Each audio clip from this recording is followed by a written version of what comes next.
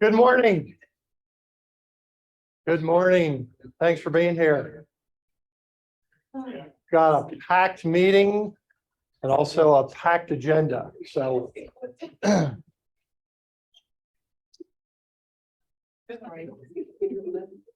everybody got something to eat? All right. First of all, a lot of you have asked me questions about my legal problems and wanted updates. Yeah, exactly. Which one? I have multiple legal problems. I have a hearing on my drone in about 2 weeks. Is there a name? No, not yet. I did get fingerprinted and I did get a mugshot though. So anyway, so that's where we are right now. Next sales meeting, who knows whether I will be here or not. So anyway, thank you for your concern. I'm going to get started. Hopefully this is working. There we go. Again.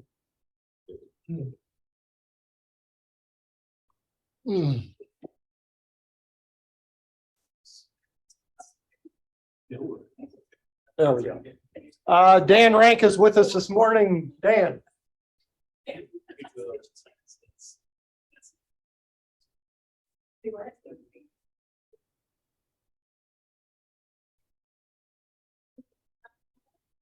All right, good morning, everyone. So today we're going to talk about some basics regarding appraisals when they come in low and how to handle that. So ultimately, I don't see too much of this. I realize it does happen. Things are all over the place as far as values and appraisals. But ultimately, if an appraisal comes in low, there is a process that needs to be followed from our end. Obviously, it creates questions and concerns on multiple sides of the deal, but ultimately the process that needs to be followed, I should say, is pretty universal across the board with just about every lender. I mean, obviously there may be some variables from one lender to another, but for the most part, the process is pretty standard. So first and foremost, if an appraisal comes in low and you want to essentially dispute the value, that can be done by either the buyer's agent or the seller's agent. And the process first is to complete what's called an ROV, or reconsideration of value form. And that's something that either myself or James can provide to you if the loan is with us. If the loan is with some other lender, ultimately the loan officer should be able to provide this form. So you're getting a copy of the form. This is a pretty standard form that I believe, again, just about every lender should be using this form or something very, very similar. But the guidelines to complete this are pretty basic, pretty simple as far as this. Ultimately, you need to provide up to 5 sold comps, no older than 90 days. And that is based on the effective date of the appraisal, which is extremely key. Ultimately, an appraisal report is done usually within about a week of when the appraisal is ordered, and it might be another week or so until we get it back. So hypothetically, if the effective date of the appraisal is just say April 15th, and a comp would sell on April 18th, unfortunately, that comp could not be considered because it is after the effective date of the appraisal. So just something to keep in mind as far as that. The other thing too is the gross living area. Variance of the comp and subject cannot be, exceed 20% as far as the difference as far as that. Okay, that's and again, this information is on this ROV form that's being handed out as well. So as far as some things differ depending on the type of loan, conventional, USDA, FHA, and VA. So ultimately with conventional and USDA, as a lender, we can order a second appraisal if we feel as though that the appraisal is deficient, some type of gross negligence as far as information, or of course, if for some reason the appraiser is not being cooperative. But we can't just order an appraisal simply because the value didn't come in. There's a process to follow as far as that. That would apply to conventional and USDA loans. As far as FHA, it's a little bit different because ultimately, once the final value is determined, that appraisal and value stays with the property for 6 months. it is what it is. That's an FHA guideline across the board. Again, the same thing if we feel as though that the appraisal is, deficient for some reason, the appraiser's not cooperating. As a lender, we can choose to order a replacement appraisal. And the other thing with FHA is obviously FHA and the flip rule with FHA. So obviously you can't do an FHA loan if the property was purchased within 90 days, but between 91 and 180 days, you can do a mortgage. And ultimately, if the property is being sold for 100% more than the purchase price, just about every lender is going to want two appraisals. So if the current owner bought it for, say, $150,000 and now it's being sold for $300,000 or more, most likely a second appraisal will be required. And when that second appraisal comes in, it's going to be the lower of the two appraisals as far as the value, if the values do differ. VA loans are a little bit different. Probably one of the most unique elements of VA loans is if the appraiser knows the value is going to come in below the contract price, the appraiser will generally reach out to us and let us know that in advance. And we, in turn, then would reach out to you as the buyer's agent. And VA has something what's called Tidewater. You have 2 days to provide information, comps, and whatever it may be that we can get back to the VA appraiser if we are looking for a reconsideration of value. Otherwise, once the appraisal was issued after that 2-day window, the only person at that point in time that can request any type of reconsideration would be the veteran. And that's pretty much it as far as how that's handled with any type of reconsideration of value requests. Does anyone have any initial questions regarding any of that information? Any experiences they've had that have gone differently? Yes, Tom. Dan, even if you go through this process, what's the likelihood in your experience that something's going to be done? So the question was, oh yeah, I guess you're right. You have a microphone, so I don't have to repeat that good stuff. So in the past, so this is what, May. So this year I've had 2 ROVs and neither one had any type of outcome as far as a difference. I'm just thinking back over the years, this isn't a common occurrence, but they do happen occasionally. I can't say I've had one off the top of my head where it's changed anything. Ultimately, you're questioning the appraiser's work. And again, unless there's something material that's missing from the appraisal, it's very difficult for them to change a value. Okay. And did they change the value? Okay. Right. So James had one that there was a $2,000 increase in value.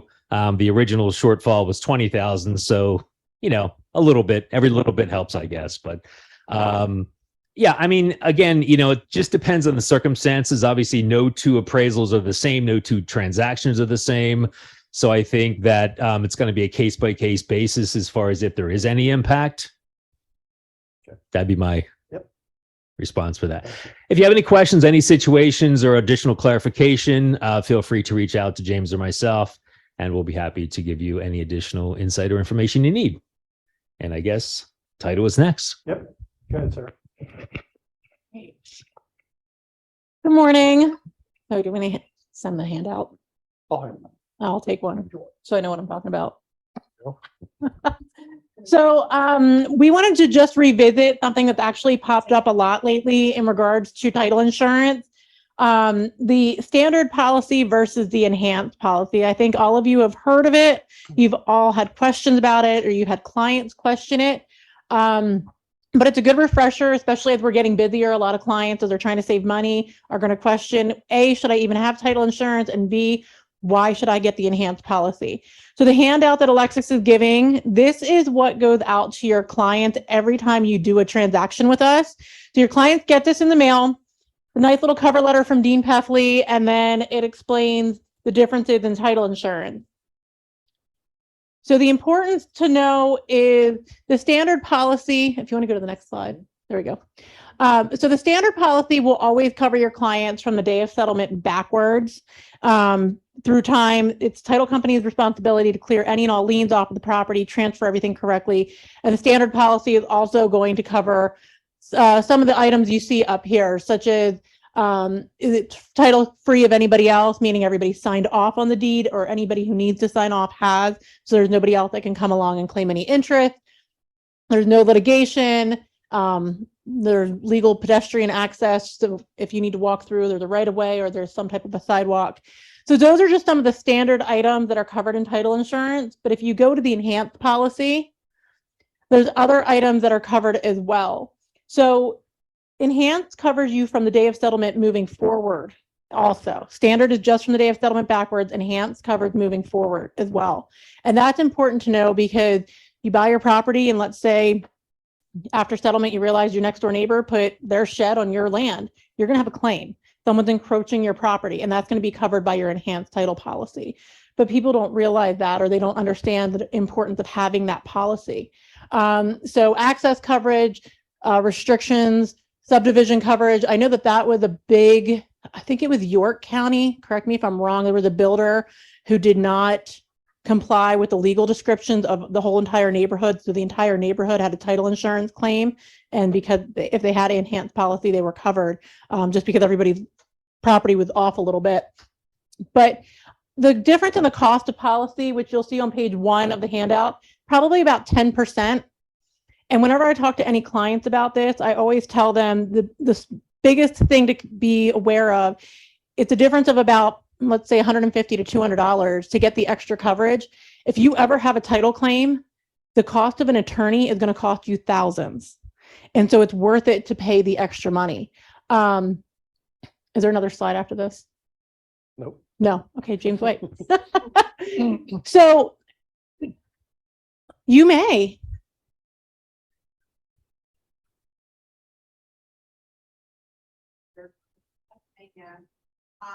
Not to get a broker record, but he's solely doing that now.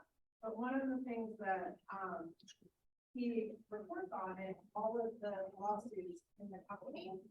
I would say that there's 5 or 6 cases worth of lawsuits, and probably 80% of them are title. Mm-hmm. So I mean, don't forget, Homesale settlement is part of the company, so it is part of the process. But even if you've never been involved in a title claim, I didn't realize they were so. They're Very often handled by the title company. right. But, they exist. So They exist.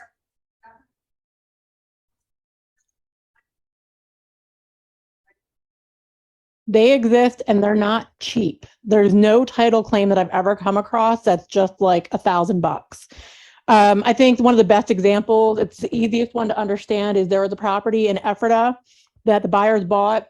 Their septic started backing up into the bathroom. It was an addition on the property. They went to the township who serviced their sewer. The township said, hey, look, we declined the permit for them to build this addition. The sellers went ahead and built it anyway, didn't have the right permit. Here, the new owner had to file a title claim for $25,000 to get the property fixed. Now, since they had enhanced policy, they only paid $250 or whatever the difference was, and everything else was covered. That's a lot of money. I mean, they are not, there's nothing cheap about them. So if your clients ever question title insurance, you can have them call us. You don't need to answer any questions. And then if they have any questions about the enhanced policy or any of the forms, you can have them reach out to us as well. Any questions about that? That's a typical deductible. Yeah, well, there is a deductible on everything, and I don't know what those are, but I know they're small. But the difference in price between the two policies is about 10%, which is normally about $250. And that's why I say, to get the enhanced policy, by the time you call an attorney and even sit down, what's the cost for an attorney an hour? Right. So exactly, that's why I'm saying, like, to pay the extra 10% to have the coverage, you then have, you're not paying the attorney when you do have a claim. So that's the biggest way to look at it, is pay it right now, part of your clothing costs, and then if you have to file a claim, you're covered. So. Okay. Thank you. Right. Oh, hold on. Alexis just reminded me. So you guys have all seen your emails with the murder mystery, right? Everyone's like, no, no one's even answering me.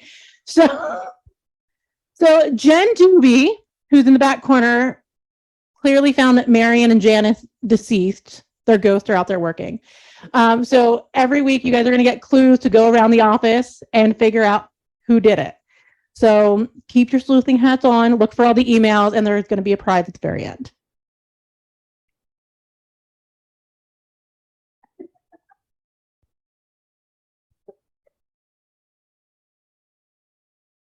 Okay, I'll just start off. You can go ahead to the next slide.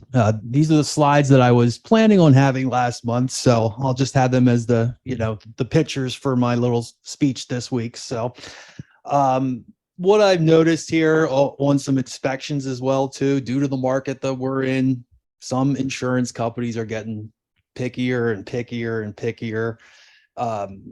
On some certain things is what I'm going to say here as well too. One of those things is the condition on the property, roofs usually, or liability hazards. Some common example would be steps leading up to a house, back of the house, exit, no railing, 3 or more steps. They're going to automatically just say, hey, we want the customer to put a railing in there. And that's just, for their own good, and their visitors to their home, they're good as well. So you won't want anybody falling at your house and getting hurt, having an insurance claim, basically. So what I always do, if there's something like that in that instance, I'll always let the customer I'm quoting know that information. And sometimes I can't see everything as well too. So if there's anything that I need, I'll reach out to you guys or to the customer. And I wouldn't anticipate maybe asking for an inspection if you guys have done that as well too, if the buyer's done that before they're purchasing the home.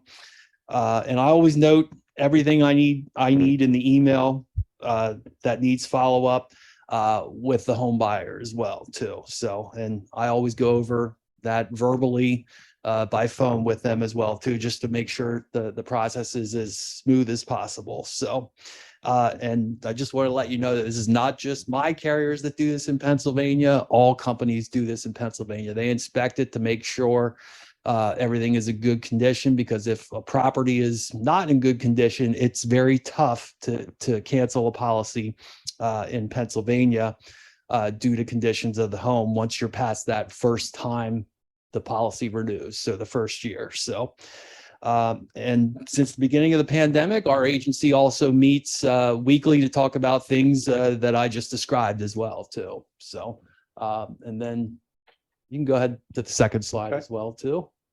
And that's just a snapshot of what we do. If you have any questions when a claim is made, I go through that with customers sometimes if they call in, my advice for what to do for a potential claim. And yeah, that's it basically. So we take a look at everything for each person's needs. And if you guys ever have any questions or need anything quoted, just let me know. Okay. You can put that right over there, right in the corner. Thank you. Appreciate it. Next up, want to get a little background to who I'm about to introduce. Mike Berk is our new Executive Vice President for the Lancaster County Association of Realtors. And when I say new, our previous one was there 47 years. So new is a relative time frame. As probably most of you are aware, about a year and a half, 2 years ago, Frank Christoffel Sr. Had some health issues and needed to move on from his position, which obviously we hadn't taken a look at replacing Frank for 47 years. So it was brand new to the association. Myself and a couple of other people spearheaded an effort that was literally a nationwide effort. We looked at a lot of different candidates, kind of honed it down into 3 candidates, had interviews with them. Mike was the ultimate individual that we selected. He's been with us now, Mike, how many years now? 1 year. 1 year. 47 more to go, Mike. 46 more to go. So during that 1 year that he has been with us, he has brought high energy. He has brought brand new ideas. Some of them have been implemented already. Some of them will be, and he'll probably share some of those ideas with you here. But I'm going to turn the meeting over to Mike, and he can let you know what's going on with Elcar. And Mike, the microphone is there. Cheat sheet. I have to put this on here. Hopefully they can hear me. They can hear me okay. Yeah, there we go. What's that? All no. Okay, there we go. Okay. Good morning, everybody. It's nice to be back among these colors. One of the things Tom left out is for about 10 years, I was a realtor down in the Carlisle area. So while it was a nationwide search and they came to Vermont, I went to Vermont via Carlisle, where I lived for many years. And I was a Berkshire Hathaway agent for most of that time when I was there at the Carlisle office with Darrell. And so coming in here was sort of like, these colors are so soothing, but brings back memories coming to these meetings, those that I attend. Darrell would say differently. Anyway, thank you. Thanks, Tom, for the introduction. First of all, I appreciate the welcome here. This has been fun the last year, and the next 46 years ought to be a blast. I do want to introduce in the back two staff, because I don't do this by myself at all, not even close. Tracy Matroni. Tracy is our Director of Professional Development and Membership. You all know Tracy. I mean, y'all, no, don't do that. She doesn't like when you applaud. She's no comments. No, you're not going to get me in trouble. I'll go back. I'll get in trouble. But I am grateful for every day. And Tracy has a unique agreement with me that she has to give 10 years notice before she can leave. And I keep encouraging her to make more improvements in her home and things like that. And things that kind of, I think refinancing is great.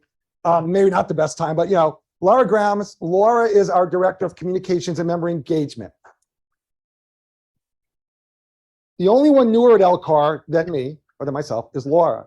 And Laura has done a tremendous job in just really refreshing our social media and our communications as a whole. You now get, whether you may or may not know this, you get a monthly newsletter from us. Hopefully you're reading it. We're trying to continue to make some changes. And one of the biggest projects that Laura's working on right now is a refresh of the website. So our website, when you go to it, to me, is not a very welcoming website, in the sense that you have to make some multiple clicks to find stuff. And we're going to change that up. The navigation is going to change. When I was in Vermont, I'd gone through a process of updating that website. When you come to the website, I want you to see your choices out there. I don't want you to have to go searching for them. So the structure, general structure of the site's not going to change, but the internals, plus there are things you have to go in the members only to find. And we're going to bring some of that stuff out so that the public can see it, because there are good things you do that we put on that site that the public should know you're doing, and that we do too as an association, as well as things like our events and other stuff. We want it to be easy for you. So that's what we're all about. We also are all about party. I mean, the staff, and not with us today is Olivia Bevancy. Olivia is back at the office. She is my executive assistant, but Olivia has also been kind of the support mechanism for all the committees we have. And she has become she's really good at meeting planning, working with venues, and helping us think those things ahead. Olivia has been with us for a little more than a year now. Not quite sure who hired her, but that's right, Tom hired her. So I still try to work with Olivia as best I can.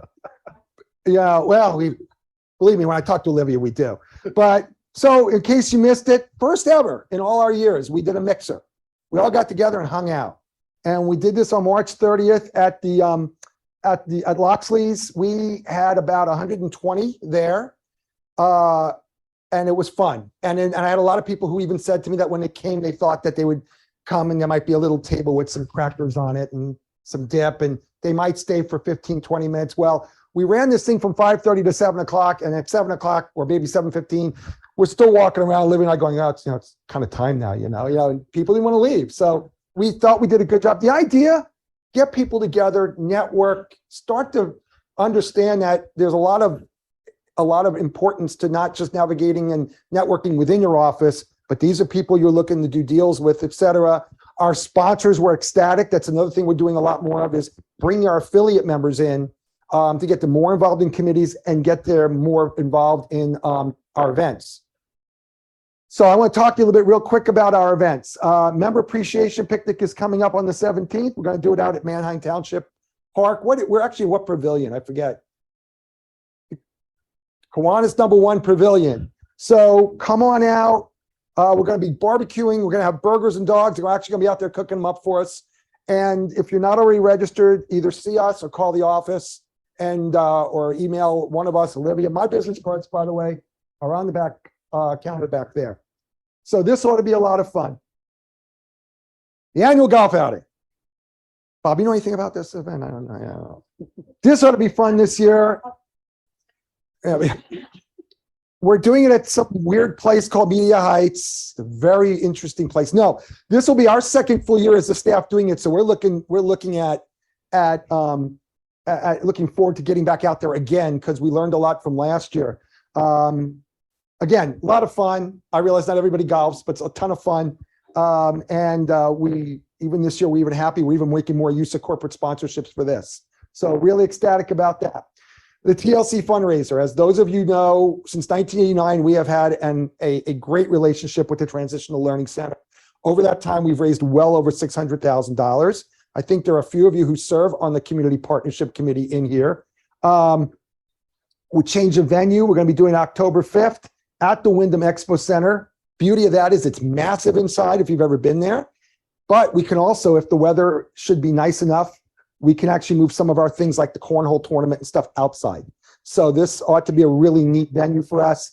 And if you haven't gotten tickets for this yet, look at them all fighting. Look at them all fighting in here. See, I won't tell you who to buy from. Just know the tickets are out there. We're bringing back some fun stuff like the 10th ball, stuff that was like that. I mean, it's going to be a blast. So come out to that. And then the annual member luncheon, which we are doing in Thursday, December 14th at the Wyndham Expo. From what I've learned from last year and in previous years, it will rain and sleet that day. We're actually looking for ways to grow this and to make it, we realize that for the average member, and we're looking for input. I mean, we believe, I love networking. Yes, I'm a bit of an extrovert and I think this is fun, but for others, we're trying to add another element to this that'll grow it a little bit. But it was great last year for those who went.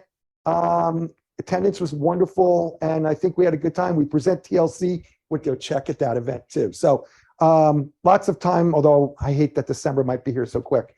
A couple other things I wanted to point out to you guys that we're doing, that we've made some changes. Government affairs. For those of you and we have at least one member of the Government Affairs Committee here.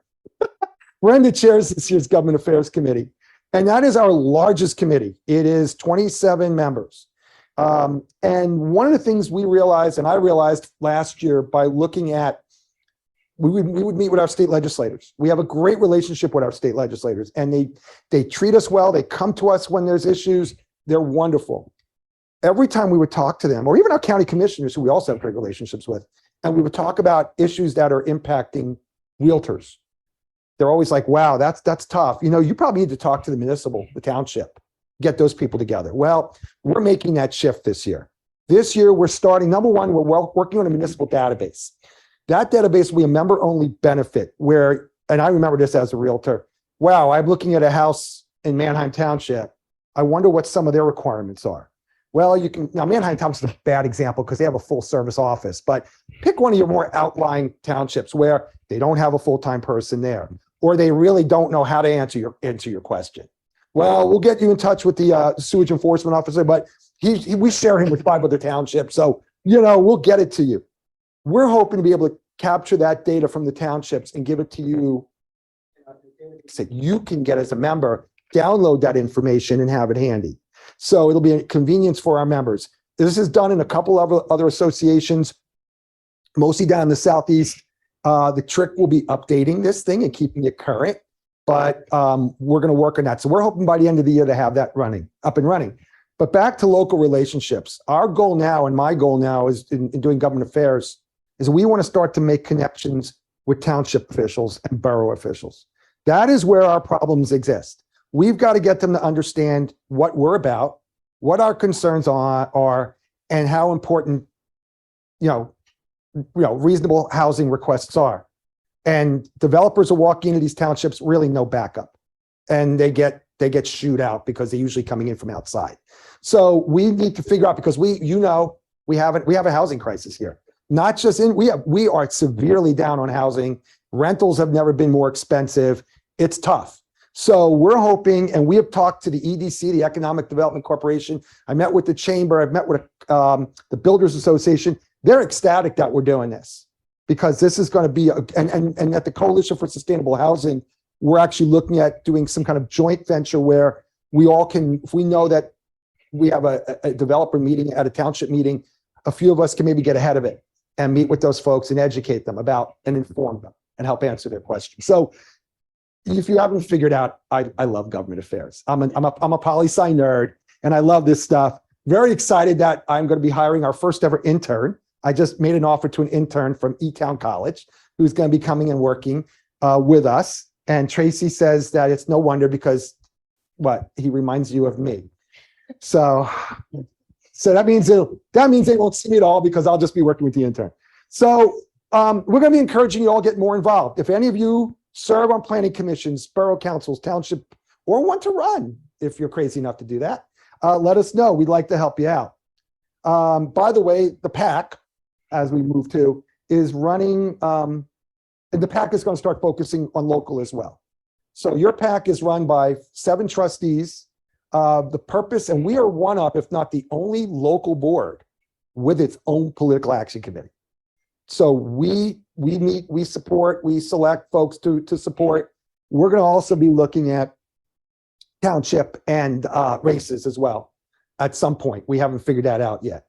But the PAC trustees approve contributions, but you need money in the PAC, and a strong PAC gives us a louder voice. Great segue is May 11th, we're going to be doing our PAC telethon. Many of you have already contributed to the PAC through your dues, and we thank you for that. But we're also going to be making calls to members who have not contributed yet to ask them to please consider giving to the PAC. We really want to build up what we call our local fund to really help further our interests, our voices, and get us more resources to get in front of these people. So if you get a call on May 11th, please take the call, give what you can. We're also going to have something on the website that we'll send out where you can contribute. If you contribute $100 or more, you get a ticket, and then beyond that, every level you get additional tickets to our June 12th reception at the farm at Eagles Ridge. June 12th? June 8th. Where am I going to be June 12th? June 8th. This is a great reception. It's going to be a wonderful location this year. We got indoor, outdoor, because it's beautiful if you've ever been to that venue. And we will have elected officials. It's a great opportunity to meet up with elected officials, and we usually get a really great attendance at that. So keep that in mind. If you have any questions about that, let us know. Also, real quick, member benefits. You probably know these are the school. The real estate school is, and that's coming up again, even numbered years coming. So, and I used to love those. But, if you've ever taken classes, we've made some major improvements at the school, working on a few other improvements. But we've really done a lot to that building, to that area. Networking, I just said, we love networking. We want to build more community among the members. At the same time, the committees are a great opportunity for people to get involved. I'm really pleased that when we went out for committee volunteers this past fall, we ended up we were able to fill every committee to its level and get everybody what they wanted. So if you're interested, let us know. We'd love to, or talk to a number of people in this room. How many in here serve on our committees? We got a few. Yeah, so talk to these folks. They'll tell you all about it. Supra, you also know, if you have any Supra issues, who do you call? You call Tracy. Tracy can help you with those. Life Brand, real quick about Life Brand. We're going to be doing a session in the office, and you can get more info on this on May 24th. Life Brand is actually a benefit that comes to us via our state association. But what it is, and why we thought it might be fun to bring them in, is we all know, well, maybe we don't, but Article 6 in Code of Ethics and all the hoopla, and I don't mean that to belittle it, about all the focus on what we say on social media, making sure we're not saying anything wrong or otherwise unethical. Life Brand is a company that came out with a program, and I think it's about $60 a year, I think it is, that will help scan your social media for you. And it'll even go back and look at other posts you've had just to make sure you're not falling out of line with Article 10 of the Code of Ethics. So we're having them in. It's going to be free. We're probably going to have some breakfast. Fun part about it is if you attend, they are giving away 4 tickets to behind home plate to a upcoming Phillies game. So you're going to get more information on that. We'll do anything to get you out there. But yeah, this ought to be fun. We think you'll find it interesting. We also have a new benefit called Tech Helpline. If you don't know about that, check our website. We'll be sending more info out. Tech Helpline is a service you can call as a member of LCAR and get issues resolved, tech issues. Now, they're not like if you have a Bright issue, you got to call Bright. We're not going to deal with that. Or Showing Time, you got to call Showing Time. But it is a really cool benefit. And they don't really, I mean, if you have a problem with your personal computer at home, they'll take care of it. So it's a great benefit that we're able to offer. And we're looking next year at looking at realtor safety as a benefit and what we can do for that. So, the board and has been very committed to building member engagement, building up member benefits, building the value of your membership. I will also tell you that top one, the team, the staff, that's my biggest pride and the biggest resource we have is calling us. You've got an issue, you can call the office. If we don't know the answer, we'll get it for you. We'll get you to the right person. You thought I was going to say we're going to make it up. I wasn't going to say that. But and when the website is redone, the staff page is also actually going to have a better listing of what individual items we each handle. So I am sorry about that, you people. I handle professional standards, but you all know, what would you call? Laura has helped people out with social media questions. How do I get how do I get stuff uploaded on my Facebook page, or how do I start a Facebook page? So, and Tracy's handling everything else under the sun, and education, membership, Supra, and Olivia helps answer questions on professional standards and on events. So anytime you have an issue, please do not hesitate to call us. Real quick on communications, I talked about a little bit. We have membership emails that come out to you at least twice a month. One is on our newsletter. The other focuses on stuff going on at the school. And then in between, you'll be getting some other stuff. We have a webinar tomorrow on implicit bias. We're a little late on Fair Housing Month, but it's on Fair Housing Month. So check that out. Social media, if you're not following us on Facebook, you're missing a lot. I checked out our Facebook because sometimes I get lost with not checking it. We're doing a lot of stuff both in the private group and on the public, and LinkedIn, Twitter, YouTube. And yes, we do have a TikTok account. So you can find us on TikTok. And of course, I mentioned the website. You've got information in your packets with QR codes about all of our events. And again, you can follow us on social media. And of course, our contact information is also in there. And now I'm in the wrong place. Any questions about LCAR? I tried to move this along as quick as I could, and I'm from New York originally, so I apologize. Feel free, come visit us. As Tracy said to me earlier, if you come visit us, bring chocolate. I don't need any more, but they might. And again, we just thank you for your membership and know that we're here to help you guys out. That's why we're here. So always feel free to give us a call and ideas, we love ideas. So if you got anything that we're not doing, you think might be helpful, benefits and all, let us know. We're happy to look at everything. So Thank you. thank you. Thanks, ma'am. Appreciate it. You got it. Got that. Unfortunately, Mike and the staff need to go because of a prior commitment at LCAR. But as Mike said during his talk with us, you can always give them a call and ask questions and get information. Thank you guys for being here. Appreciate it. All right, couple things to review. As of what's today, the 2nd, yesterday, we started our brand new Agent Plus referral program. This is where, and by the way, you'll have things around the office that you can utilize for this. You can hop online. This is where you help us grow the company. This is where if you see another agent with another company, or if you see somebody who's interested in getting into the business, hook them up with us. All you got to do is just get in touch with me, get in touch with Jen, any of our other managers. We'll be happy to sit down with them. At the end of the month, if you refer a vet candidate, by the way, this isn't hiring one, this is just referring them on to us and having us do an appointment with them. At the end of the month, if you have a vet candidate that you forwarded on to us, you'll have 2 contest entries. A new to business agent is 1 contest entry. And at the end of the month, we will pick a random name. By the way, in 2023, first quarter, the one that we just went through, excuse me, with Agent Plus, we handed out over $15,000 in money commissions to our agents across the company footprint for just forwarding people's names on to us. So please, please consider that. Okay. Couple of other things. As of yesterday also, payload key box has changed for the better. Couple things that you ought to be aware of. In the past, if you wanted to put a deposit or give a deposit to our Centerville Road office, you had to actually find a link to Centerville Road. If you wanted to do something to our Effort office, you had to actually find a link to Effort office.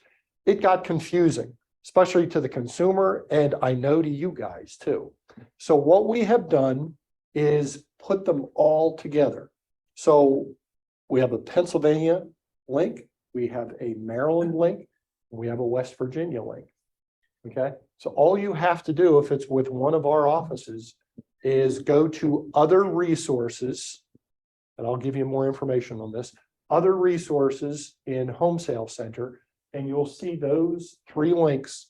Just hop on there and you can get your deposit to the appropriate spot.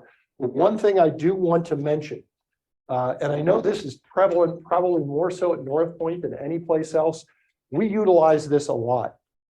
And I know in the past, a lot of agents in the agent remarks put a URL link to the North Point payload key box. As of yesterday, that link will not work. Okay, so you're going to need to go back into your listings or any listings that you're going to be taking and change that link. I'll supply it in the information that I send out to you because I want to make sure that, you know, somebody who's trying to get a deposit to us isn't getting one of those "this doesn't exist" screen. Okay, any questions on payload key box? Okay.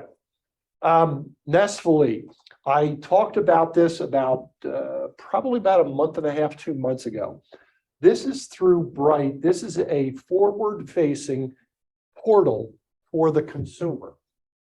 It is up and live. It is running right now. It is going to replace Bright MLS Homes eventually. Okay. This is all about you, the agents, but in order for this to be effective, you have to have your information there. Now it's pulling from Bright your profile information. And by the way, I did a random, just kind of click through of agents in Bright in our office. A lot of pictures missing. So if you don't have your agent picture there, it's not going to show up on Nestfully because they're pulling from that. So get into your Bright MLS profile and make sure A, it's up to date with all the most current information, and B, get a picture there, preferably within the last like 5 years of having your picture taken. Okay. So there's a consumer app that's coming soon. I would encourage you to get on there. All the leads that are generated by this are going to listing agents. There's no advertising on Nestfully. So unlike Zillow and Realtor.com, this is really focused on us, the brokerage community, and also us as agents. So I highly encourage you to get on here and just kind of check it out. Okay. Virtual training sessions that are coming up. I will get you links to all of these and the information that I send out. Short sales and foreclosures, understanding your clients. This has to do with the DISC. Okay, if you've ever done the DISC, embracing video and using social media. You see the dates and times there. Once again, you can do this from the convenience of your desk or at home. Each session's about 1 hour long. Okay, these are virtual training sessions. We also have in-person sessions coming up for associate. I know some of you attended a session here. There's other sessions that are coming up in case you haven't taken advantage of that. There's some coming up, Hershey, Camp Hill, and our Harrisburg offices. Also, we have a business planning session. We are about a third of the way through 2023 right now. How are you doing with your goals and planning? Are you revising things? It'd be a nice time to sit down and kind of look at what you've done, where you are right now. We have a session on business planning here at North Point coming up on Thursday, May 15th. Okay, so it's very convenient for you. Okay. Some other things, risk management, and I want to make sure that everybody's aware of this. I believe everybody is. About 2 years ago, we kind of did away with our real estate school. We kind of put it in mothballs. Okay. And prior to that, everything's always pre-COVID. Always pre-COVID. We were holding a risk management seminar, usually at the Dutch Apple, and we'd hold it on a yearly basis. It was extremely well attended by all agents from across the Homesale footprint. And because of COVID and a variety of other things, we haven't been able to do that. And obviously, we don't have a real estate school at this point in time. So we approached Elcar, and we were fortunate enough to partner with them on risk management seminars. So we are raising this up again. We're going to change the venue. If any of you have been out on Centerville Road lately, you know what type of traveling Centerville Road is, trying to get to and from the Dutch Apple. So it is going to be held at Spooky Nook, a much larger venue. It will be open to the entire Elcar membership, but we are the main driving force behind it. There are 3 topics. Each will be approximately an hour long. By the way, this is good for CE course if you pay your $35. The first section has to do with cybersecurity. We've engaged a cybersecurity firm, Homesale has, and they are kind enough to come in and talk with us about the latest issues having to do with cybersecurity and what you can do to prevent, your clients from being taken advantage of that. I'm then going to be talking about Long Island Divided. For those of you that have not, don't know anything about this, if you hop on YouTube and just plug in Long Island Divided, has to do with what happened on Long Island with some undercover people that discovered some things that were not very good reflection on our business. So I'm going to be talking about that the second half. And then Bill and Dean are going to be talking about recurrent legal issues that have come up. So there's a lot of different subjects. There's the date, May 23rd. Once again, I will send out the link to everybody so you'll have that, but hop on, get registered for that. By the way, if you don't want CE credits, you don't have to pay anything for this, but if you want CE credits, $35, okay? And some fundraising things coming up with Sunshine Kids. We have our golf tournament coming up. It is on September 27th. It is now in Pennsylvania. In previous years, it was down in Maryland, so it's closer to Lancaster County. It's at Regents Glen Country Club over in York. Consider that. We also have a designer handbag and gift basket bingo coming up, where we have 2 of our co-chairs here.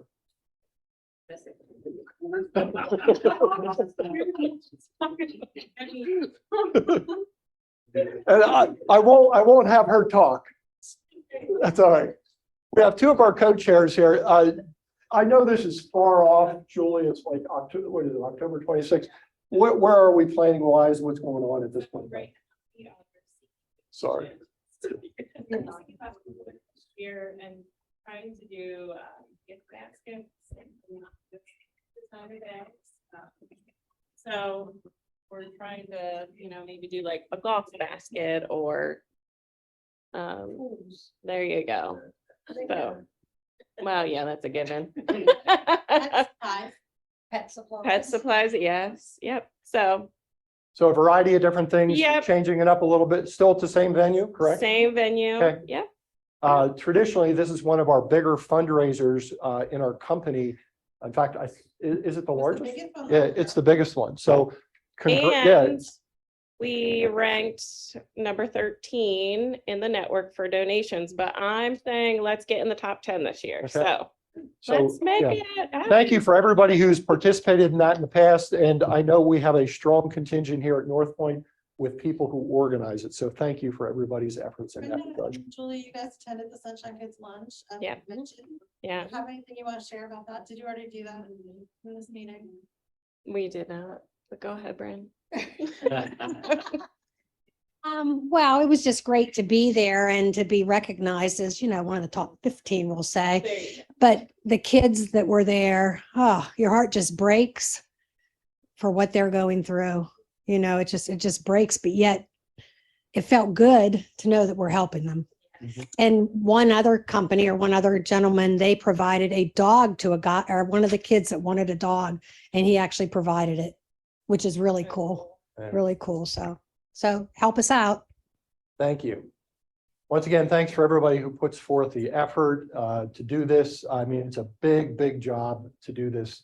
I know I've been relegated to the food stand the last 2-3 years, trying to count money. You'll be there So again. I'll be there again. I'll be there again. Apparently, I'm actually pretty good at that, so keep getting asked back. Office exclusive listings. God, this has really evolved over time, and we're trying to make this easier for you as the agent. If you choose and your client chooses to get involved with an office exclusive, in the past, what you've done is, let's say you want to promote it to the North Point office, you send an email to Janice, then Janice sends something out to the whole office. Or if you say, well, I'd like to promote it to all our offices, what you end up doing is you send emails, separate emails out to all the admins in the various offices, and then they repost things, and it really, really gets cumbersome. So we came up with an idea, why not create a Facebook page with exclusive listings? So what and this is actually in effect right now. I have the link here to join this group. I would highly encourage you to join it, okay? And there's a procedure that you go through to get your office exclusive listing posted on the private, and by the way, this is a private Facebook page. So co-ops can't see it, the general public can't see it, per all the rules and regs that we're allowed to with office exclusives. So it's a valuable thing. Hopefully it'll save much more time, get much more distribution with those who are taking advantage of the office exclusives. Okay. Jen, do you want to add anything on this? I think the biggest thing that I would say is we're seeing a lot of our Competitors utilizing this tool initially before their listings come into the MLS. And we, luckily have a group of agents who really want to be cooperative in the marketplace. But we also don't want to miss a competitive advantage if we can get one for you and your buyers. So, I definitely am just saying it's another tool in the toolbox. Your seller needs to be on board with how it might work. And they need to understand that it's not going to go into the MLS, but they have an opportunity to expose it in a bigger market within Homesale than maybe some of our competitors might have.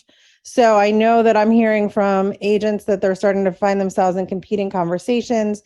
It's just an opportunity to kind of talk about it that way as well. And it's also great to say to your buyers, hey, we also have a list that is just office exclusives within our brokerage here in Lancaster County that I will be checking for you as well. So it's another reason for them to consider working with you because you have another resource of potential listings that they may not ever have exposure to otherwise. There, that's the word. We all knew what you wanted. Right. But, I definitely am excited to see how it works. And, the procedure is out there. Also under other resources is the form. If you have an office exclusive, to submit it, we're asking one photo. I just got an email from Anna who's working on it in Maryland. She said she got 40 photos this morning. We just want one. The goal is if you see a listing that you might like, call the listing agent and ask them for more information. So it's not an MLS system. It's just a notification. So. Right. And the other thing I'll say about this, obviously, because we can't promote this outside of the office, and I don't know if this is going to be in effect or not, don't share these. Don't share them to your personal pages.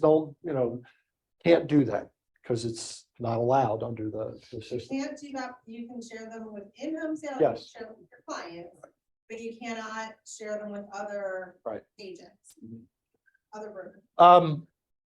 So I read a survey literally a couple days ago from the New York Federal Reserve. And it was astonishing, some of the things that I read in here. And one of the biggest things that I read in here, I'm going to share with you, because I think we as agents and brokerages can play a major part in educating the public. Because some of the things I think you're going to see over the next slide or two, you're going to look at and say, where are they getting this information from? So let me start out by saying, and this has to do with interest rates. So our mortgage guys are probably interested in this.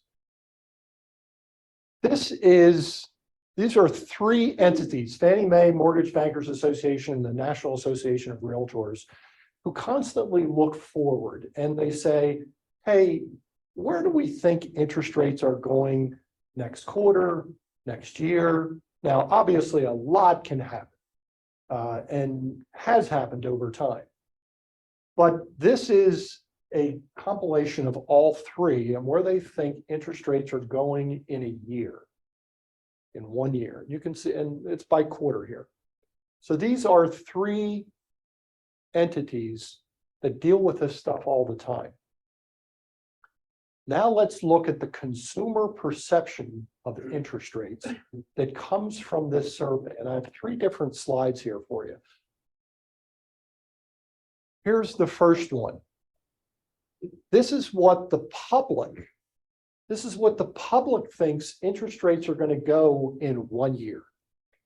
They think they're going to go to 8.8% in 3 years and 8.4% in 1 year, which is how far off from 5.57? Now, once again, everybody can be wrong, but these are the experts. This is the public. This is who we're dealing with. The average person thinks interest rates are going to go into the 8s next year. The average person. Okay. Take it one step further. These are people and their educational backgrounds. People with a GED or less think they're going to 9.4. This is who we deal with every day. And this is the perception. And sometimes we're around this topic and we hear it all the time. You know, we're kept very well informed by Dan, kept very well informed by James about what's happening in the marketplace. So we know what's going on, but does the public know what's going on? And I think it's our job to let them know, okay? Here's the last one. Renters think interest rates are going to go to 11% next year. Renters. Let that sink in for a second. Don't assume that everybody you are talking with understands the market like you guys do. Okay? I believe this is a big opportunity for us to go out and educate the people that we end up talking with or trying to work with in buying homes, because this is what they think. And if they think this, a lot of them aren't even going to move forward at all because of their perceptions. Okay. So I think there's a huge opportunity for brokers and agents to work on this and talk with the public. Okay. That's number one. Okay. So I had a brief conversation with Jen about this a couple of days ago. I said I was going to do a portion of this meeting on what's old is new again. because I believe we are now starting to hear some questions of some people that we're dealing with that we haven't heard in quite some time. And for you veteran agents that are sitting in the audience here and on Zoom, you may not have heard these for 2 or 3 years. And for your new agents that are in the room, you may not have ever heard of these things. But we need to start honing our skills right now to make sure that when we hear these things, we can respond in an intelligent way so that they end up using us in the real estate transactions. Does that look like what the market's been like in the last 2 to 3 years? I mean, it's been all over the place. It really has. It's been up, down, sideways. All right. So I'm hearing this from people, and keep in mind, I don't sell. I just manage the office and I oversee what's going on here. But I hear this from your clients. I'm hearing it from, people who approach me that know I'm in the industry, and they say, is it still a good time to sell? Because what are people hearing? The market's going to tank. Okay, it's going to tank. I think once again, this uncertainty brings opportunity for those people that understand what is happening in the marketplace. Interest rates have come down and buyers are adjusting. The initial shock of when the interest rates went up, everybody was like, whoa. And now that they've kind of stabilized and, trending down by and large, we're getting people saying, I'm getting used to this. I'm getting used to this.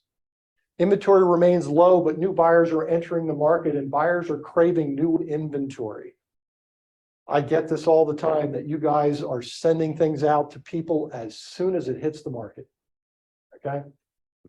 So how much have prices fallen from the peak?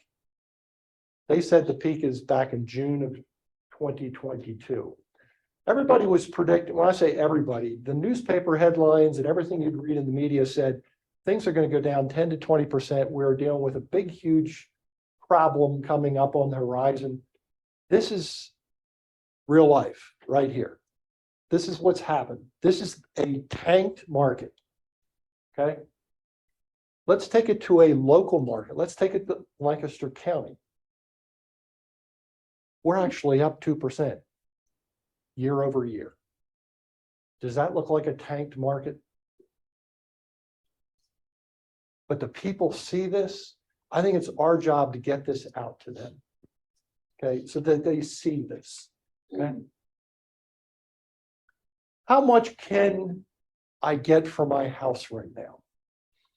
And I look back on this question, and I remember last year, maybe 2 years ago, I actually did a portion of a sales meeting on how valuable is a CMA anymore, if you recall that. I was like, who cares about a CMA? Because you put something together with all the comps, and it was here, and then people were bidding $50,000 more than that. And I'm like, why are we doing CMAs? Well, I think we need to start doing CMAs. I think we need to start understanding how to do CMAs. And once again, the conversation that I had with Jen a couple of days ago, and we won't mention any names, Jen was talking with a veteran agent who was talking about competing for a listing. And this agent was so used to, and veteran agent, good veteran agent, was so used to just showing up at the appointment and getting the listing. And now we're in a market that's changing and adjusting. And the agent actually has to go in there and prove they are who they say they are and that they're worth it. And they didn't have a listing presentation.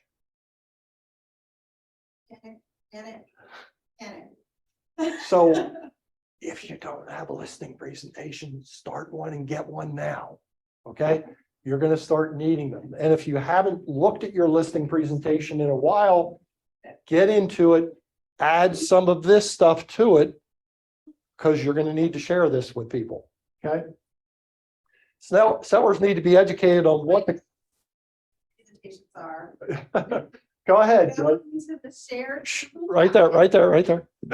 go into the shared Google Drive under agents, under the home sale agents, and click on there, type in listing, and they'll pop right up for you. And you'll have 2 or 3 choices. There's a customizable one.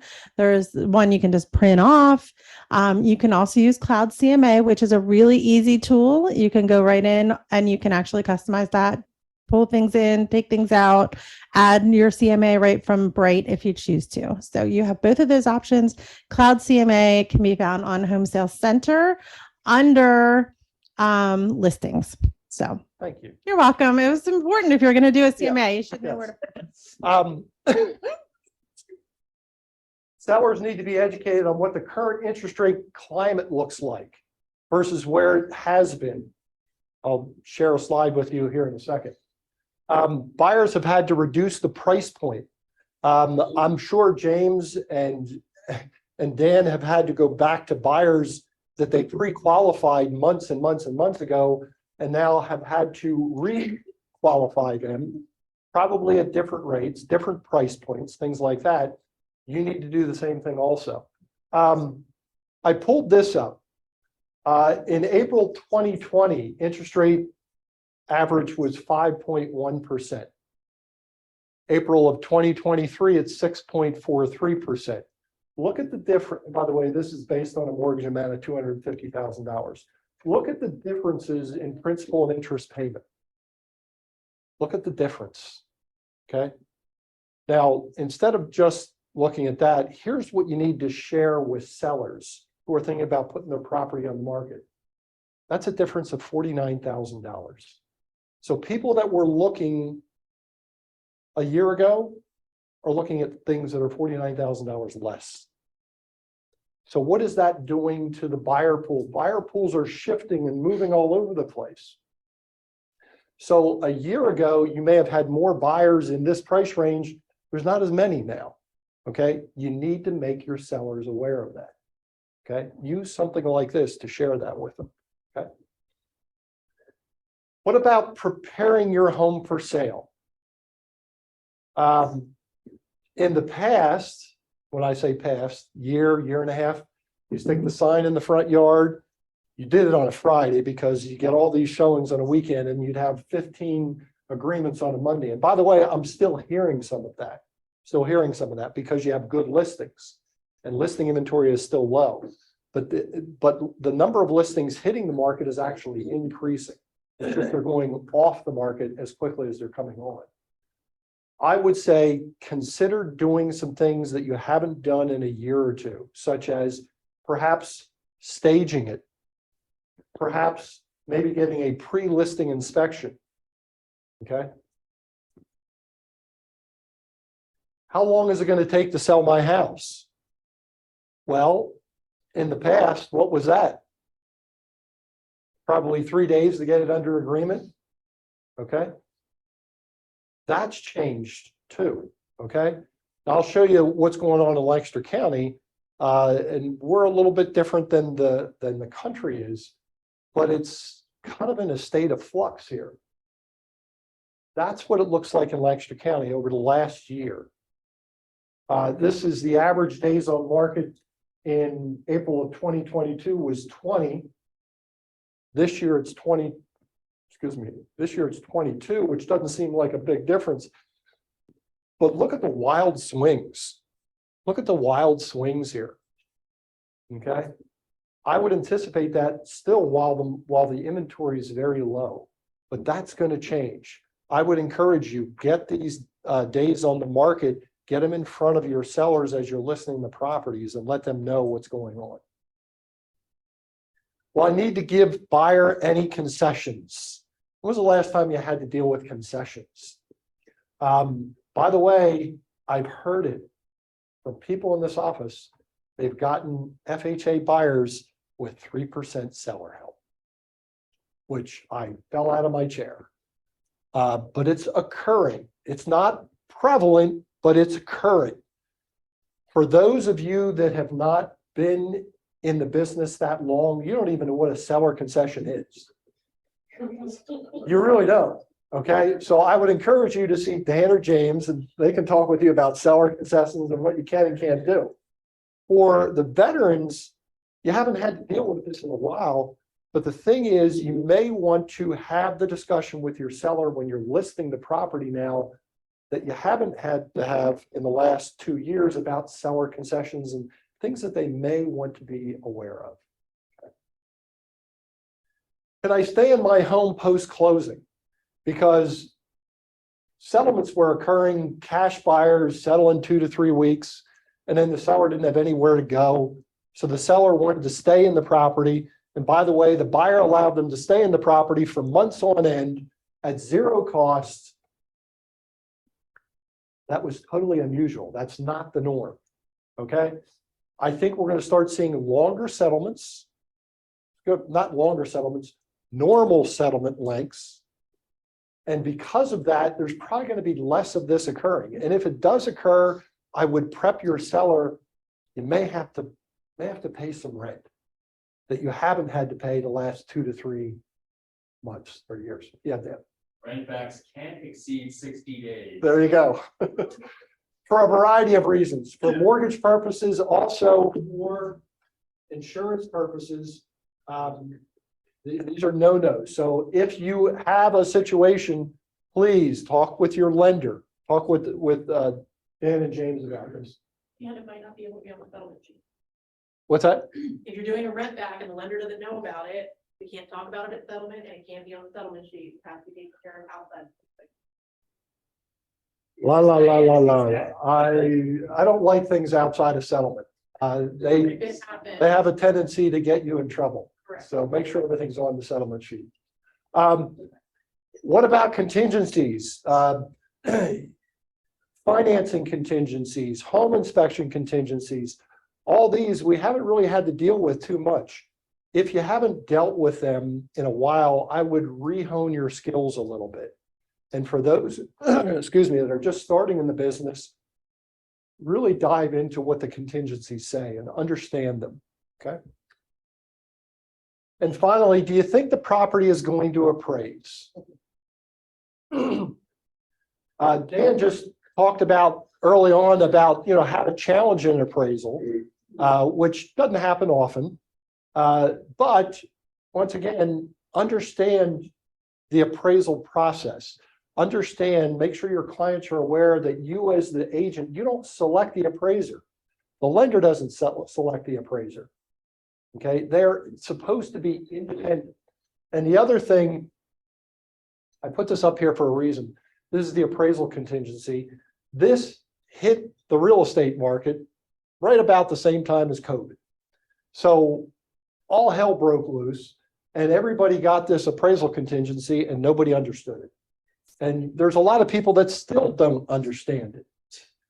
I would venture to say you probably ought to dig this out and start reading it again because you're probably going to get more of these. And by the way, Jen Doobie put out, when this came out, she put out a great email that said, here's what option 1 is and what option 2 is. And by the way, I keep it on my hard drive and it's front and center.